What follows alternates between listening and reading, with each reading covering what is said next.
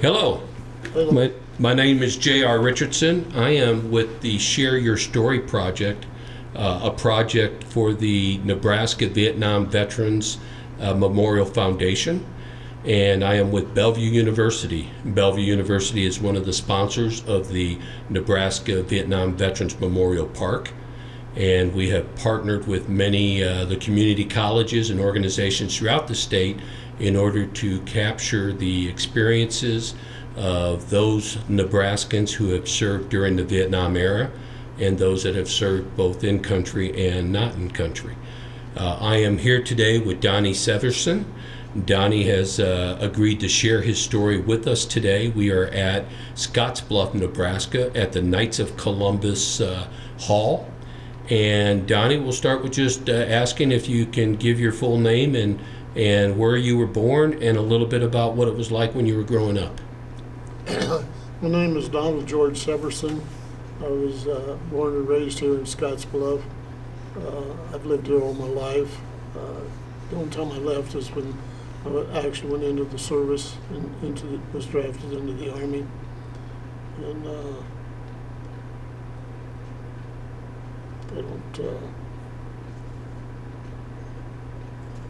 I love baseball. I love all kinds of sports and stuff.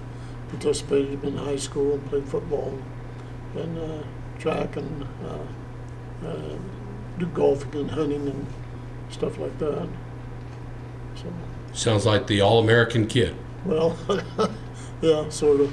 What position did you play in high school football? Guard, left guard. I was a left tackle. Only played one season. I give it up. Yeah. Played in the reserves, and I played 1 year, and I quit. I decided I didn't want to do that.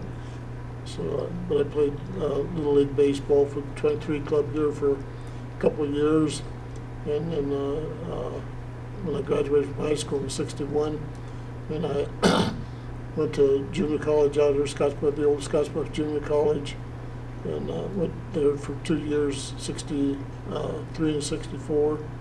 And then I coached some baseball here, coached Little League baseball here in Scottsbluff and Gearing. And I also got into coaching men's fast pitch softball. And I did that for 4 or 5 years. And then went to work for the phone company in 1970 and put 41 years in there.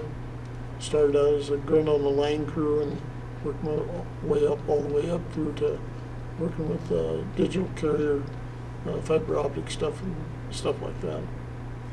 Very neat. And you graduated in '61? Yeah, I graduated in '61 from Scottsbluff High School. And then I signed up went to junior college here, the old Scottsbluff Junior College for 2 years.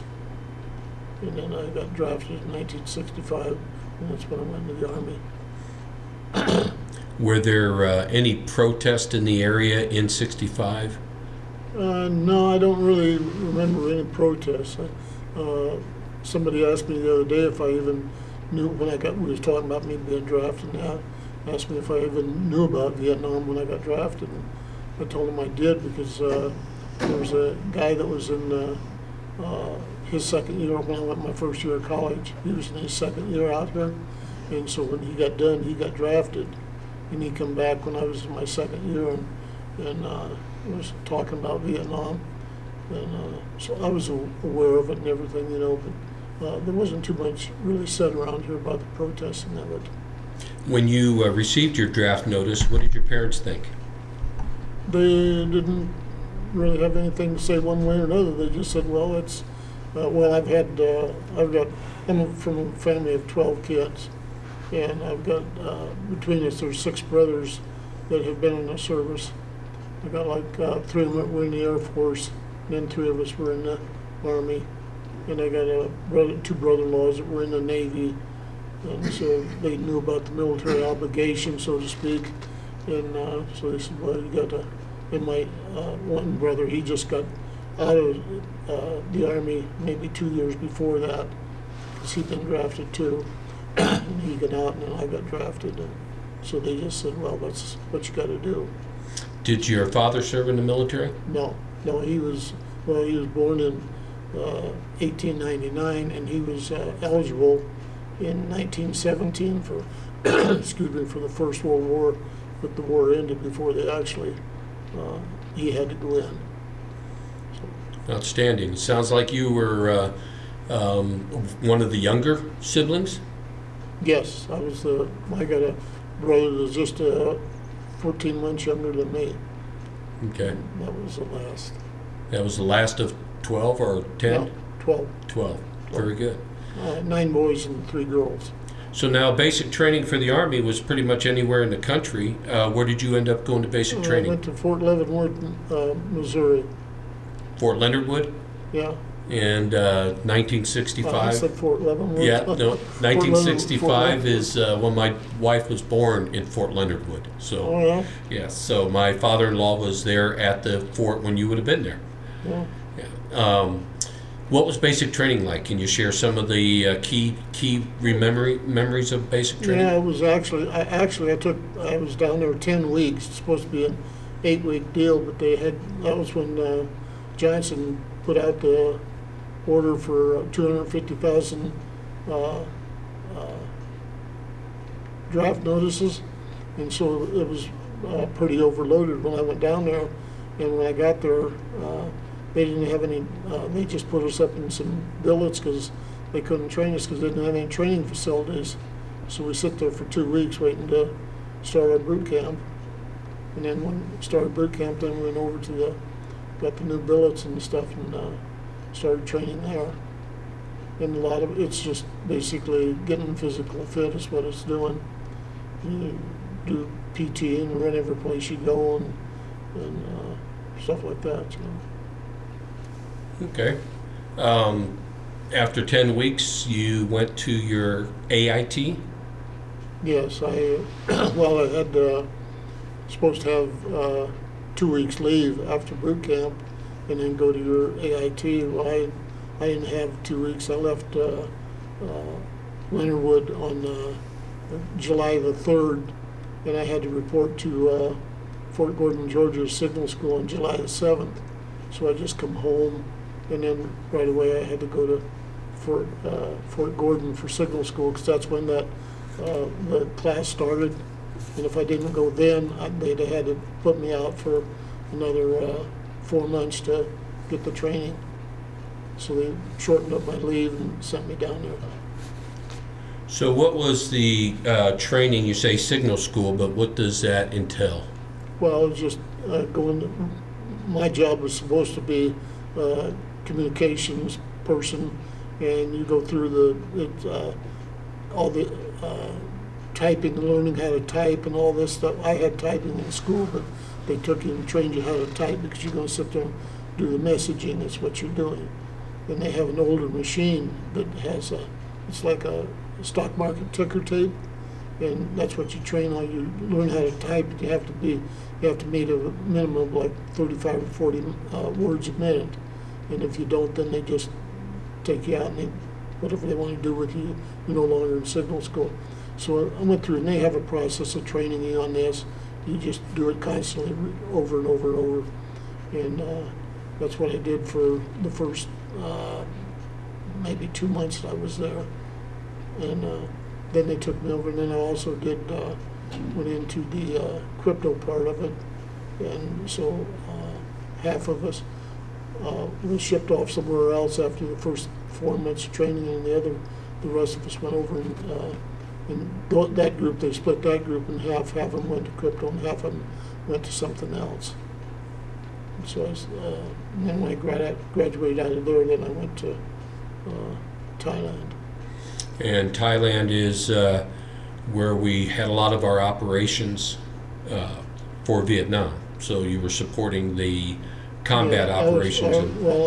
I was stationed in Bangkok, and that was the center of the communications of getting out of Thailand, because they had a couple, 3 or 4 Air Force bases there, and they had the Justman Compound, which is a joint U.S. military commander in Bangkok, and that's where our comm site was. And we serviced those 3 or 4 Air Force bases there, and getting the communications out. What was day-to-day life like in a new world in Bangkok, Thailand? What was your day-to-day experience? Well, it was getting kind of being in the military and just new into the military. I kind of had issues with that, you know. And then being in a country, you know, like Thailand, it was kind of two things hit you at once, so to speak, you know. You're trying to learn the habits of the people, you know, that you're around, and then do your job as being there as a fresh guy in the military, you know, so you don't screw something up and stuff like that. But going out and meeting the people on the streets and stuff. And when I went into the comm center, they had actually had two different comm centers. They had one of the old ticker tape type stuff. Well, I wasn't in that. I was in what they call the manual data relay center, and this is all new at the time. They, instead of using the old ticker tape type stuff, were using IBM cards and putting everything on IBM, you know. And so that was the newest thing for the Army. It was experimenting with that. And so I had to go to school on, because when we got the equipment in there, it had been sitting on the dock out on San Francisco, I guess, for several months. And it was just in wooden crates, so they brought it in and we tore it all apart. But none of us were ever trained on IBM stuff, and IBM and UNIVAC. So we had to tear all this stuff, we tore it all completely down and cleaned it up and put it back together. And then we actually set up the communications, and we started taking live traffic, and all of our traffic went from Bangkok to Clark Air Force Base in the Philippines, and then on back to the United States. But I took a class on this equipment, this IBM and UNIVAC, because it was all brand new. And IBM, they read their punches with little by feel, and UNIVAC read theirs by light, laser light. So the IBM was actually older because the UNIVAC was newer, but we put the two together and worked with that. And that was all new territory, not only just for the Army, but for the technology itself. Oh yeah, yeah. The IBM and the UNIVAC was all. They had it classified as top secret or something. I had to have a top secret clearance when I got there. It wouldn't be too much top secret anymore. I mean, everything, technology has changed so much. Oh yeah, yeah. The information might, but the technology Right. isn't. I mean, Right. that's. Right. But it was the very latest. We've talked to other people in your field, Yeah. and they all needed specialized training. Right. And it sounds like some of the specialized training you actually got in the field by learning it, by putting it together. Very interesting. Yeah. How long were you in Bangkok? 17 months. And I had, that was all. I just went from, well, I had a holdover when I graduated from school down in Georgia. They was working on a security clearance for me, and I had a holdover. They put me in holdover status for a couple of months there because I didn't know what was the matter. But then I flew in October, I left Georgia, and I went to, November, I left, December, I left Georgia and went to Fort Ord, California. And I sat there from 7th December till the day after Christmas in '65, and then that was finally when they flew me to Bangkok.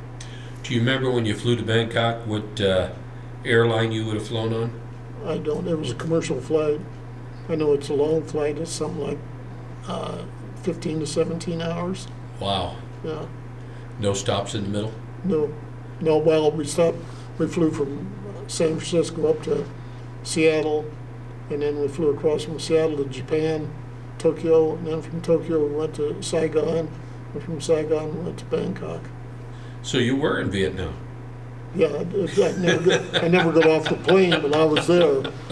The only ones that got off, because these guys flew in their fatigues and stuff. Yeah. And we had, there was GIs there like me, and then there was wives and stuff from guys that were in Thailand. When they put the plane down, the GIs got off, naturally, and then they took off the plane and flew us into Bangkok. Stepping off the plane in Bangkok, is there anything significant that you remember?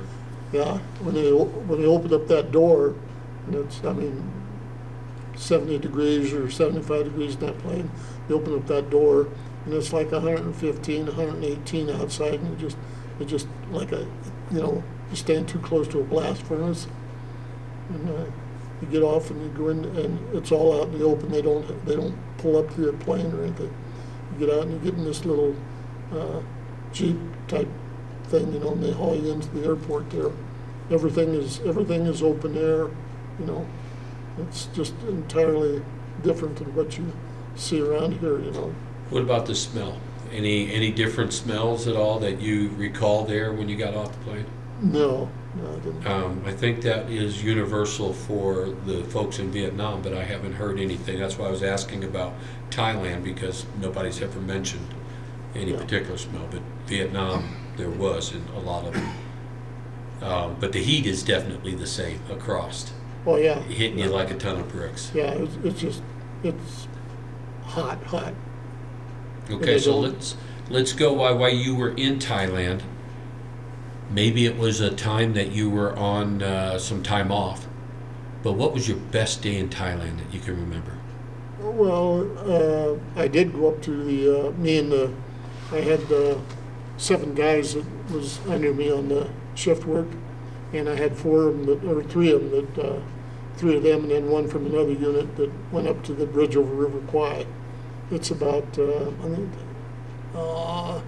60, 70 miles outside of Bangkok. And we went up there like 3 times.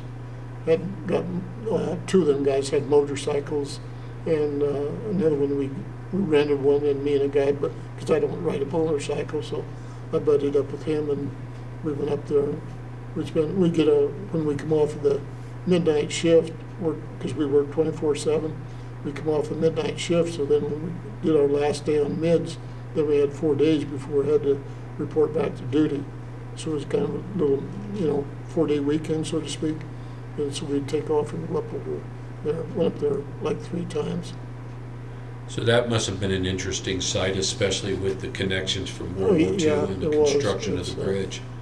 I got some pictures of all the cemeteries and stuff up there. That it's quite a deal for those guys.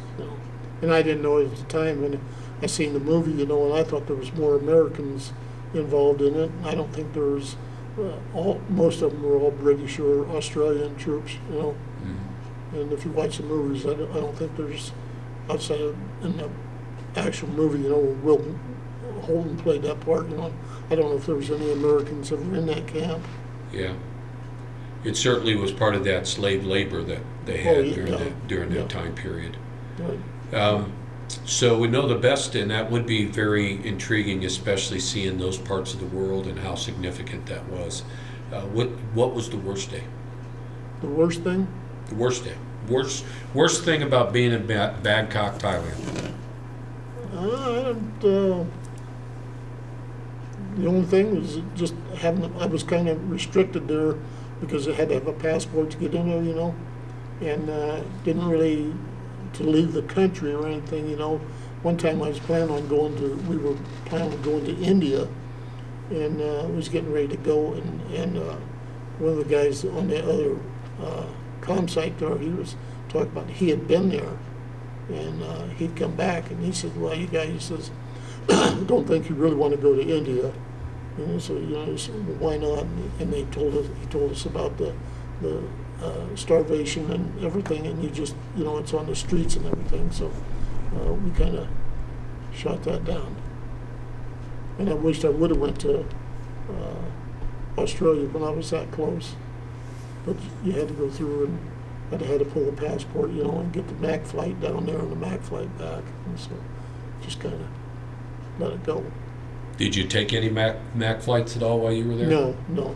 I was supposed to go after I did the first course on that equipment. I was supposed to go to Japan and go over there and train over there, but somehow that just got put on the shelf and I never got to go. But I did go down to part of my job was Ubon and Udorn were air bases down there, and I went down there and helped them set up the new type of equipment because they didn't have that stuff. So got a TDY a couple weeks going down there and putting that up. All acronyms that we all know well. Yeah. So coming home from Bangkok, what was that like? Well, it was that's one thing you talk about. The worst over there was the longevity of being there for 17 months and really only had the 5 days after boot camp, and then I went to school, and I tried to come home when I was in school. After I got out of school, and they wouldn't let me because it's so hard to get a flight from Georgia into Nebraska. The guys on the East Coast were flying home all the time, but they wouldn't let me come because the connections were so hard to get to, and they didn't know when my orders were going to come through. So, I just kind of, it had been 2 years since I'd been home, and I was kind of looking forward to getting back to the United States. What about homecoming? Anything there when you came home? No. Did the family all excited to see you? Well, they were, my nephew, he was 13 at the time, and I had a couple of nephews there that were pretty young, and because I was living with my sister at the time I got drafted, and they were kind of excited, but it was, been gone. They had a little get-together, a little supper type thing there when I got home, and everybody was happy to see me, and everything. So I took my time coming home. I had an aunt in California I stopped to see, and then I flew up to Oregon. I had a brother up there, and then I flew back to Salt Lake. I had a brother there, and then I flew to Casper, and I had a brother there, and then I finally, my dad was in Casper, and so him and I come home together, drove home down here together. So. Well, I don't have as many brothers as you, but that's a lot of stops. Yeah. So, what was it like getting back into the swing of things? You started working where first? No, I didn't. I just did odd jobs. I couldn't find anything that was what I'd done in there. I couldn't find anything here to do with that communications. I didn't even think about the phone company or anything. So I did a lot of manual labor before I went into the service, and I just go around and do construction work and stuff like that. And then I just kind of actually stumbled into the job at the phone company. I just went over and asked the employment office, hey, I need something to do. And so they said, well, we got a job over at the phone company, or they thought it was with the power company. But it was in the power company's building, but a phone company. And I went to work there and served my 40 years. 40 years with the phone company? Yeah. So did you feel that your service, whether it be from the military training itself or the technical training, do you feel that helped you? Oh, yeah. The discipline, being in boot camp and stuff and doing what you're told and stuff like that, and then what I learned in the communications, and actually, I was going to, when I come home, I couldn't find anything. I actually put in for a job in the embassy work, communication in embassy, but I filled all that stuff out, and they wanted 18 months experience, and all I had was 17. And I thought maybe they would, let me buy with that, but they sent back and said no, we couldn't do that. You had to have actually 18 months service. So then I just kind of went around different jobs, and stuff. And you got 90 days when you get out to decide whether you want to get back in at your old rank, And so I just about did that because there was nothing here, that I really wanted to do. And I just about re-enlisted. And then I went to found this job with the phone company and said, but it took me, actually what I did in Thailand, when I went to work for the phone company, it took me 5 years working for the phone company to get on about the same page as what I was when I left the service. About the same pay? Yeah. Wow. No. On the same page. Same page. Gotcha. About the same stuff I was doing the service. It took me 5 years through the phone company to get about the same place. Wow. So they actually could have probably moved a little quicker if they got you quicker. Yeah. So, well, that's the advantage of working in something that's a little bit more technical and top secret at the time. Right. What about with the phone company? Were there other service members that you got a chance to meet along the way that just got out of service transitioning, working for the phone company? Well, yeah, there was a couple guys. There wasn't too many of us. I don't think there was any of them. Well, there was. I take that back. There was a couple of them that actually served in Vietnam. Yeah. And then I had one that little buddy of mine when I was on the line crew, and a little Spanish kid, and he. I don't remember if he got drafted or if he enlisted.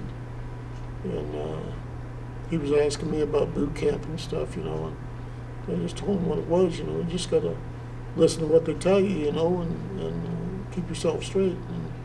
And he wound up going to Vietnam, and he wound up getting killed over there. He's one of the guys that was asking how to find, And I had a guy that was in boot camp with me from over here in Colorado, and he was another one that how to find him on there. I don't know if you got to have the dates when they got killed or anything like that. I have no idea about that. Yeah. Well, we certainly, if you know his name, I can tell you where he's going to be located in that. Yeah. And that he's there. In fact, I have some paperwork with me. We can look at that before I go. But yeah, that's one of the advantages of being able to put all this information together, and hopefully people can go in and visit, and they could actually leave since you knew him, you would be able to leave a message for his family that you knew him beforehand and things of that nature.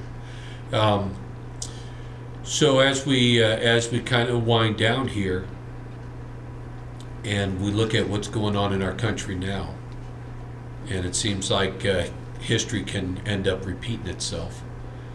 But what would you tell a young person today that might be thinking about going into the service? Well, I don't.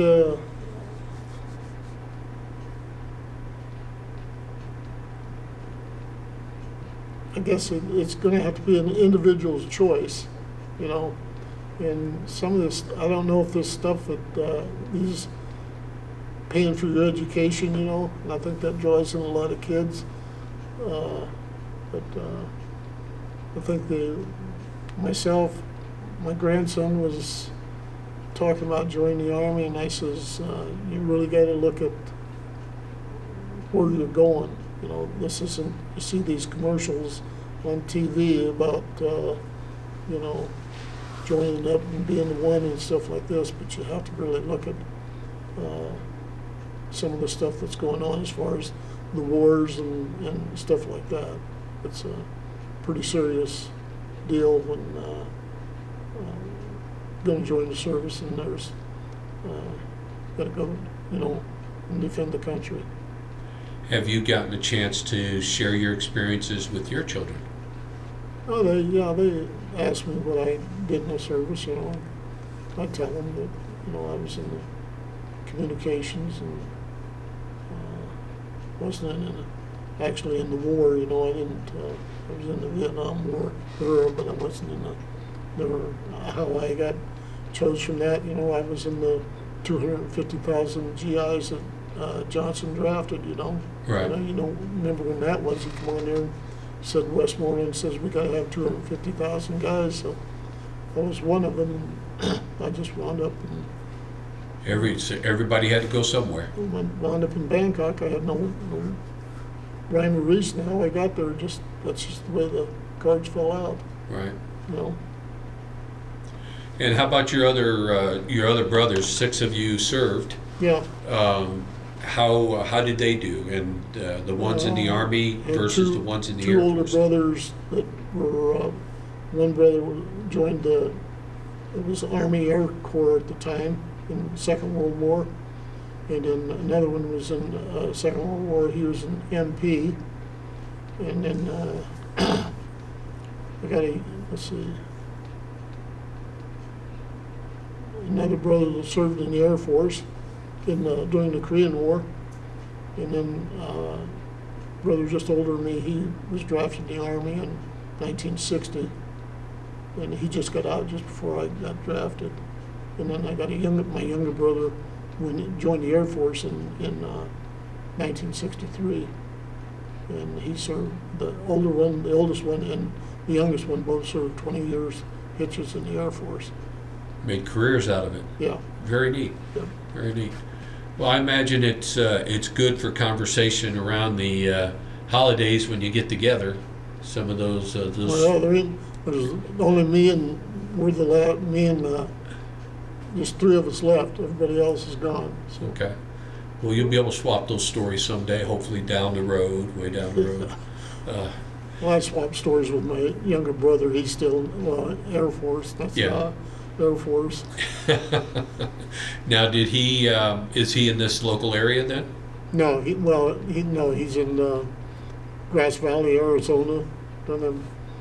He's one of them go down there in the wintertime and come back here in the summertime. Little snowbird type. Yeah. Well, he was just back here a couple of weeks ago. Well, hopefully we can catch his story when he comes back. And that would be fun, and maybe even get you guys together a little bit. That's some of the things that's neat when you get the interactions of family members that served in that. So, Yeah. but very good. Anything else that you would like to add before we? No, I don't think so. All right, I think we're good all the way around. So if you have any questions or anything else, otherwise we'll end it there. Okay. Thank you. Sounds good.